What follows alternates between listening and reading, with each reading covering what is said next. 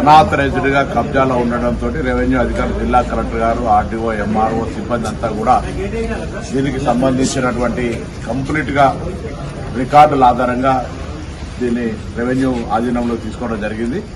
ఇక్కడ ఒక మంచి ప్రజలకు ఉపయోగపడే విధంగా దీన్ని తీర్చిదిద్దడానికి గౌరవ ముఖ్యమంత్రి గారు నిర్ణయం చేసినారు. ఈ స్థలం అంతా కూడా ప్రజలు ఉపయోగార్థం ఉపయోగించడం జరుగుతుంది. ఈ యొక్క స్థలం సేకరించేందుకు నేను జిల్లా కలెక్టర్ గారిని, అదేవిధంగా ఆర్డీఓ, ఎంఆర్ఓ వీళ్ళందరూ కూడా అభినందిస్తా ఉన్నాం. జిల్లా ఇన్ఛార్జి మంత్రిగా రాష్ట్ర ప్రభుత్వం తరఫున మేయర్ గారు కూడా పూర్తిగా సహకరించినారు. ఈ యొక్క ప్రభుత్వ స్థలాలకు సంబంధించి ధరణి తర్వాత భూభారతి వస్తున్న సందర్భంలో ఎక్కడైనా ప్రభుత్వ స్థలాలు కబ్జాకు గురైన సమాచారం ఉంటే అధికారుల దృష్టికి తీసుకురావాల్సిన ఈ సందర్భంగా ప్రజలకు కూడా విజ్ఞప్తి చేస్తాం.